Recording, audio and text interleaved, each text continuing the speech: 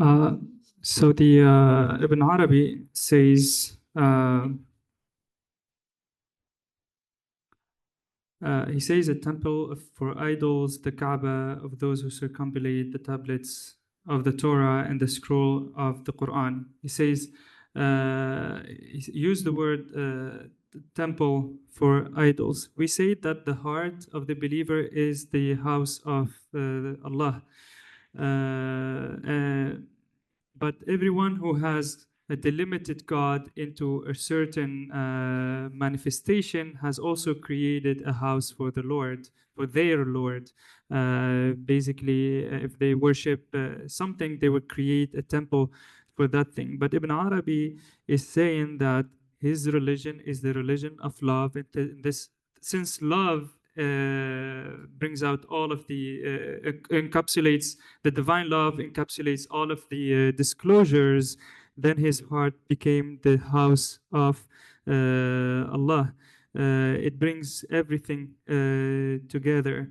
This is the Ibn al-Hallaj says there is no way to true knowledge of the Lord through the intellect. The way to know the Lord is through love.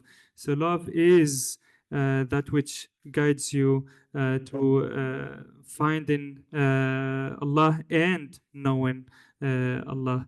The Prophet ﷺ says, delimited or like aqilha, use your reason and then rely on Allah.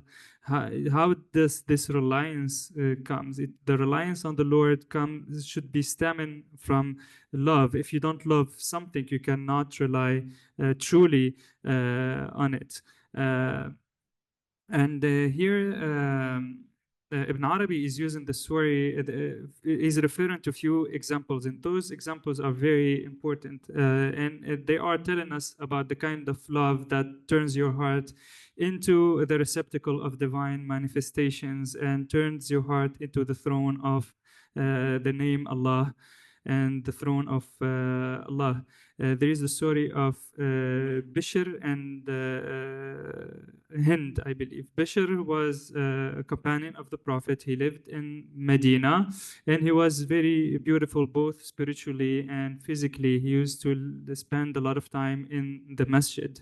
And one day he was going by in Medina, doing his own things. And Hind, who was married to a famous merchant, saw him from the window, and she fell in love with him, even though she was married. And this love grew in her heart to the point that she could not hold herself anymore. So she found a trusted person, servant of hers, and she started writing letters of love to Bishr. But Bishr, when he saw those letters, he was not inclined to basically like have a relationship with a married woman because this is forbidden in Islam. So he started sending her letters, try to reason her, but she wouldn't accept his advice. And she continued to send him letters and confessing her love for him. And basically, she became obsessed with Bishr. Bishr decided then, because of that, he decided to leave Medina and go live in Mecca without telling anyone. Because of that, because she wasn't able to see him anymore, in this roam in the streets and talk to him anymore, she became very depressed and she lost weight and she became very sad. One day, when her husband came back from a merchant trip, he found her in this state of sorrow and depression, and he told her, like, what can I do to help you, get better? She told him, like, I need to change this place and go to a place where there is pure air, and that place is Mecca. So she moved to Mecca, and in Mecca, obviously, there was Bishr. And when she saw him again, she tried to connect back with Bishr. She sent a servant of hers, to Bishr and tried to connect with him. I didn't want to do that, and obviously tricked him into coming to her house without him knowing that it was her house. When he came to her house, accidentally the husband came back, and he did not find Bishr with Hind in a let's say a bad posture, but he found Bishr reasoning with try to reason with Hind.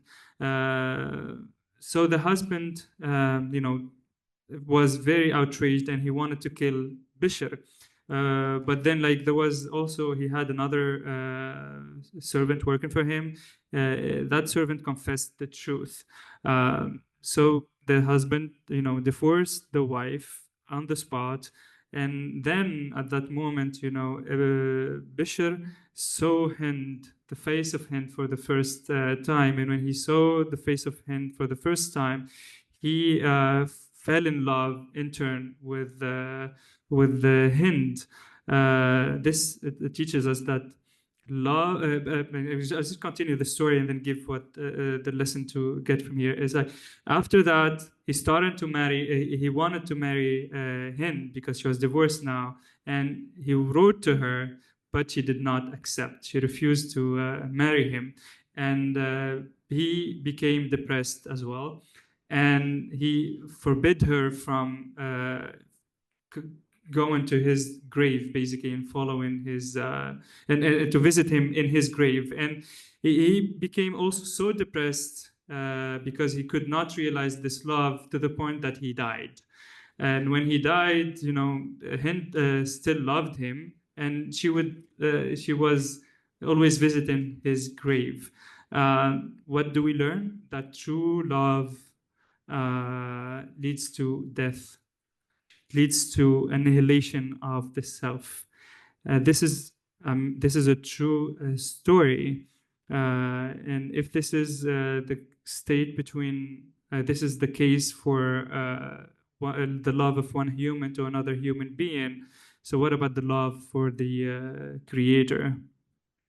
The love for the Creator it leads to death. It leads to annihilation of the self. This is the lesson that we get from the story of Bishr and Hind. What about the story of Qais and Layla? We all know the story of Qais and Majnun, right? So no need to comment on that. We all know the lesson that we should get from there. The lesson of that we get from the third people, Ghailan, and the Ghailan and my sister, Ghailan and May. It is basically a legend about the competition for something. There was something who was named Ghailan, and he was a great, he would dive and bring pearls from the ocean or from the sea, and he was the best. And then there was a person who came, appeared, and that person became even better than him, and that started competing for the pearls. I don't know, like, this story says like it's very important, but I invite you to really study the story of Bishr and Hind, because it teaches us the true meaning of love, and what is truly love. The love that turns you into in which you lose your identity and yourself, and in which you die because of the beloved. So to conclude, what does Ibn Arabi try? What is Ibn Arabi carrying? Ibn Arabi is carrying a luminous and illuminating lamp, Siraj Munir, that was so bright that it was reflected in the heavens and the earth. This light, Ibn Arabi was so strong, this light of his heart, that it reflected the light that God has placed in his heart, grew to the point that it became, it reflected in all of the disclosures. So when people would see think that Ibn Arabi is talking to things. In reality, because Ibn Arabi is witnessing the divine light in everything, he's actually talking not to the creation, but to the creator. He is seeing this as a reflection of the divine, seeing things as the reflection of the divine light.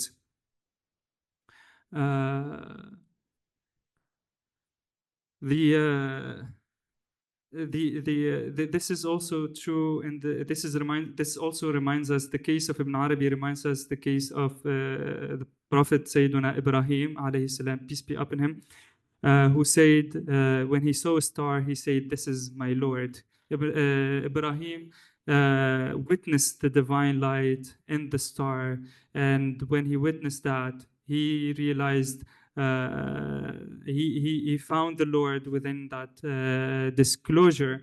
And from there he progressed through the divine luminous disclosures till he achieved the highest realization, which is like, I direct my face towards the one who brought existence from non-existence.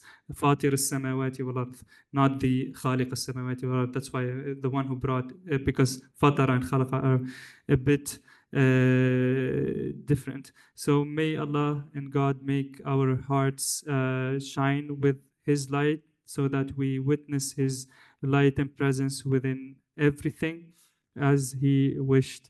Make this love that we carry for Him give us respect. And this kind of love would give us respect, and will give us respect for the boundaries of that Allah has put, but which is different from other type of love that is based on carnal desires, that only leads us to disrespecting ourselves and disrespecting others. And may our heart become the gaze of Allah, and in which His names and attributes are reflected. Thank you.